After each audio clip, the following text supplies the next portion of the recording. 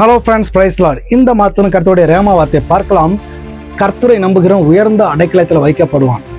அதுக்கு முன்னாடி இந்த வசனத்தோட ஃபர்ஸ்ட் பார்ட் பார்த்தா, மனுஷனுக்கு பயப்படும் பயம் கண்ணியை வரவைக்கப்படும், கர்த்தரை நம்புகிறவனும் உயர்ந்த அடைக்கலத்தில் வைக்கப்படுவான். நீதிமொழிகள் 29:25 பாருங்க. மனுஷனுக்கு பயப்படும் பயம் கண்ணியை வர வைக்குமா? நிறைய நேரத்துல நம்மளுடைய பயமெல்லாம் என்னன்னா, மிருகத்தை பார்த்து பயப்படுவோம், மனுஷனை பார்த்து பயப்படுவோம், அதிகாரிகளை பார்த்து பயப்படுவோம், எதுக்கோ பயப்படுவோம், இருட்டை பார்த்து பயப்படுவோம், எல்லாத்துக்கும் பயப்படுவோம். ஆனா முக்கியமா பயப்பட வேண்டியது யாருக்குன்னா தேவனுக்கு தான். பாருங்க, சவுல்னு ஒரு ராஜாவை ஆண்டவர் அபிஷேகம் பண்றாரு, அவனுக்கு எல்லா ராஜ்ய பாரத்தையும் கொடுக்குறாரு. ஆண்டவர் அவன்கிட்ட ஒரு பொறுப்பை கொடுக்குறாரு, நீ அமலேக்கியரை போய் என்ன பண்ணணும், யுத்தம் பண்ணி அவங்கள வீழ்த்தணும் அப்படின்னு சொல்லி ஆண்டவர் சொல்லி அனுப்பார். ஆனா ஒரு காரியத்தை ஆண்டவர் வைப்பாரு, அங்க உள்ளதுல எந்த ஆடியோ மாடியோ எதுவுமே எடுத்து வந்துடாதா, நீ என்ன பண்ண, யுத்தம் பண்ணி எல்லாத்தையும் அழிச்சு போட்டு வான்றாரு. ஆனா சவுல் என்ன பண்றாரு, நல்லதா பார்த்து தலைவர் என்ன பண்றாரு, தூக்கிட்டு வர்றாரு. சாமுவேல் தீர்க்கதரிசி வந்து கேட்கிறாரு, என்னப்பா உன்னை நான் என்ன பண்ண சொன்னேன், நீ என்ன பண்ணிருக்கேன்னு கேட்கும்போது, இல்ல நான் அதை ஆண்டவருக்காக செய்ய வந்தேன்னு அப்படின்னு சொல்றாரு. ஆண்டவர் நீ இந்த மாதிரி தப்பான ஒரு காரியத்தை, அதனாலதான் அங்க ஒரு வசனத்தை சொல்லுவாரு, பலியிடுவதை பார்க்கலும் கீழ்ப்படிதே மேலானது.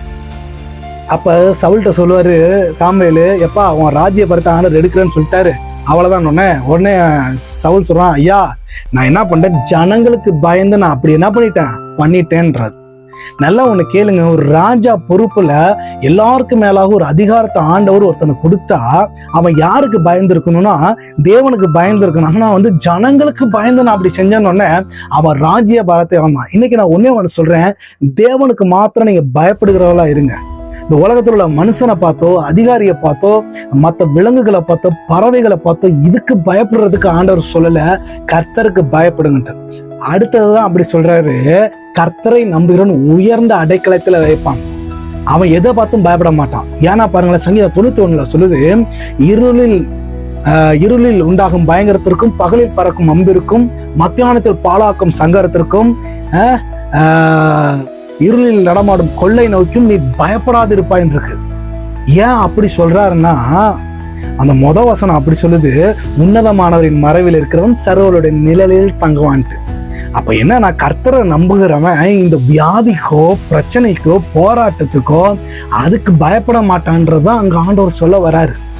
ஏன்னா நீங்க இருக்கிறது கர்த்தரை நம்ப ஒரு உயர்ந்த அடைக்கலத்துல, உன்னதமானவருடைய அடைக்கலத்துல இருப்பீங்க, சர்வ வல்லவருடைய நிழல்ல இருக்கிறனால இந்த வியாதியோ பிரச்சனையோ போராட்டமோ உங்களை என்ன பண்ண முடியாது, டச் பண்ண முடியாது. ஏன்னா நீங்க அவ்வளவு பெரிய கடவுள்கிட்ட இருக்கிறீங்க. பாருங்க, நீங்க கழுக பாப்பீங்க, இந்த கழுகு வந்து சாதாரண இடத்துல போய் என்ன பண்ணாது, போய் சின்ன ஒரு இடத்துல கூடு கட்டாது. பெரிய மலையில பெரிய மரத்துல போய் அது தான் கூட கட்டும். ஏன்னா எதுவும் அதை தொடாதபடிக்கு இருக்கிறதுக்கு. ஏங்க ஒரு கழுகுக்கு அவ்வளவு நாலேஜ் இருக்குன்னா, உங்களை உண்டாக்கின தேவன் உங்களை பாதுகாக்கிறதுல எவ்வளவு உண்மை உள்ளவரா இருப்பாரு. ஏன்னா அவர் உங்களை பாதுகாக்கிறவரா இருக்கிறார். பாருங்க, அதனாலதான் அடுத்த வசனம் 91 சொல்லப்படுது, என்னன்னா, உன் பக்கத்தில் 1000 பேரும் உன் வலதுபுறத்தில் 10,000 பேர் விழுந்தாலும் அது உன்னை அணுகாது. ஏன்னா நீங்க உன்னதமானவருடைய மறைவில் இருக்கிறீங்க, அவருடைய பாதுகாப்பு இருக்கனால உங்க பக்கத்துல 1000 பேர் விழுந்தாலும் 10,000 பேர் விழுந்தாலும் உங்களை ஒன்றும் டேமேஜ் பண்ணவே முடியாது. டேமேஜ் பண்ணா அவரை டேமேஜ் பண்ணிட்டு தான் உங்களை டேமேஜ் பண்ண முடியும். ஏன்னா உன்னை தொடுகிறவன் என் கண்மணியை தொடுகிறான். ஆனா அவரை தொடாம உங்களை கூட தொட முடியாது. அவ்வளவு பெரிய தேவனுடைய பாதுகாப்புல இருக்கிற உங்களை ஒன்றும் தொட முடியாது. அதனாலதான் கர்த்தரை நம்புகிறவன் உயர்ந்த அடைக்கலத்துல சேஃப்டியா வைக்கப்படுறான். அதே மாதிரி கர்த்தரை நம்புகிறவன் செழிப்பான்னு சொல்லியிருக்கு. கர்த்தரை யார் நம்புறீங்களோ அவங்க எல்லாம் ஆசீர்வாதமா, எந்த தரித்திரத்திலையும் எதுலையும் குறைவில்லாதபடி கர்த்தர் நிறைவேற ஆசீர்வதிப்பார். கர்த்தரை நம்புகிறவன் ஆசீர்வதிக்கப்படுகிறான், கர்த்தரை நம்புகிறவன் உயர்ந்த அடைக்கலத்தில் வைக்கப்படுகிறான், கர்த்தரை நம்புகிறவன் சுகமாய் செழிப்பாய் வாழுகிறவனா இருக்கிறான். இன்னைக்கு கர்த்தர் சொல்றாரு, உங்களை சுகமாவும் பலமாவும் ஆசீர்வதிக்க அவர் சித்தமுள்ளவரா இருக்கா. கர்த்தர் உங்களை ஆசீர்வதிப்பார். God bless you.